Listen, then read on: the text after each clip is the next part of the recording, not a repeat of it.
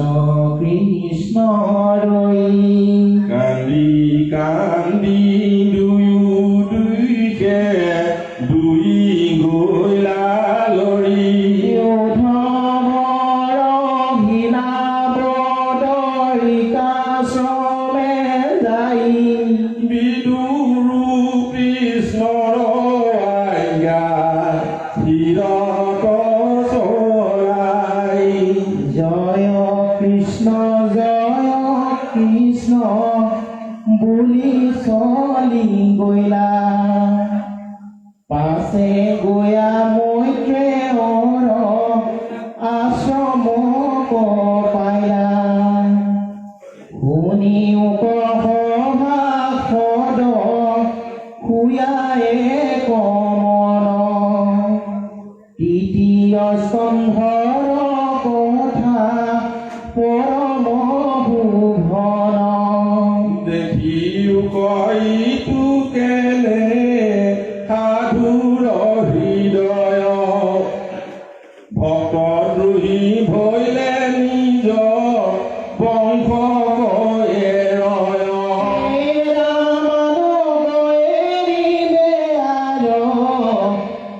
ইটো কোন কথা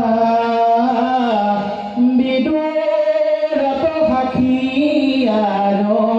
লৈও কহৰ কথা জানি দুজনৰ হব এৰিও যতনে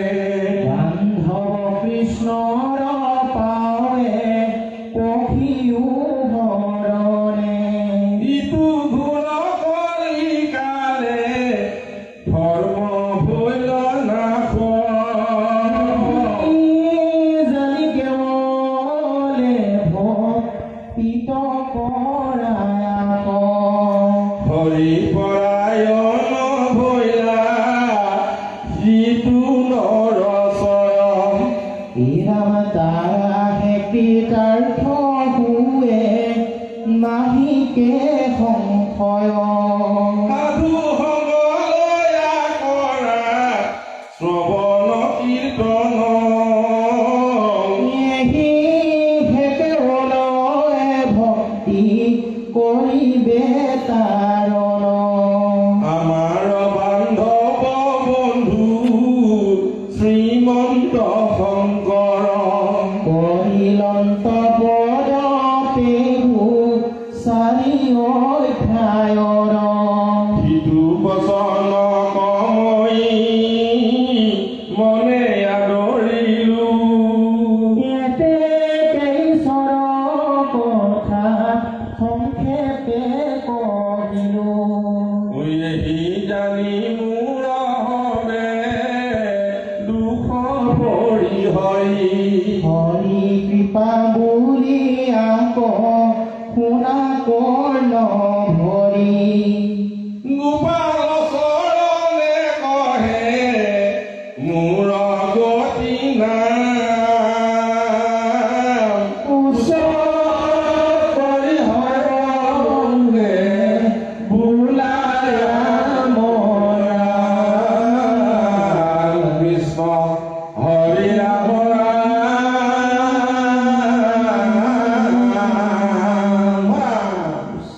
মৈত্ৰেয়ৰ ওচৰলৈ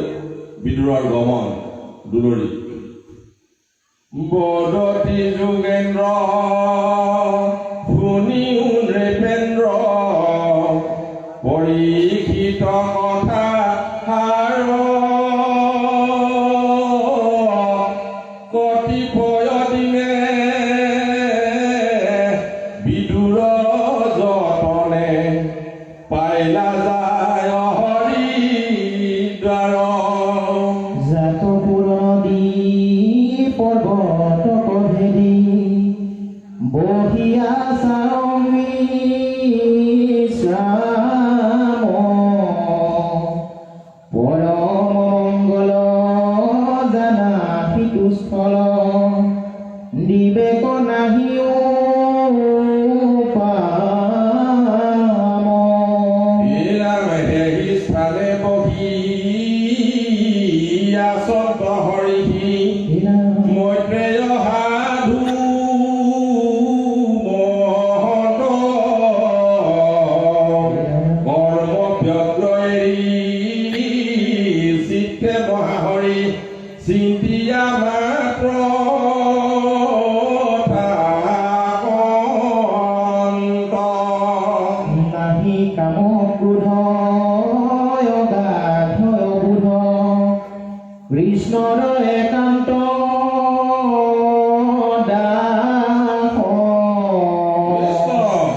দেখি বিদুৰৰ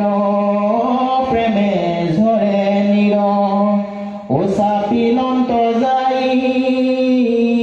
পাখন জয়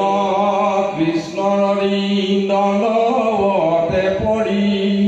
নমিলত যাই পাৱে পাছে ধৈৰ্য ধৰি কৰ জোৰ কৰি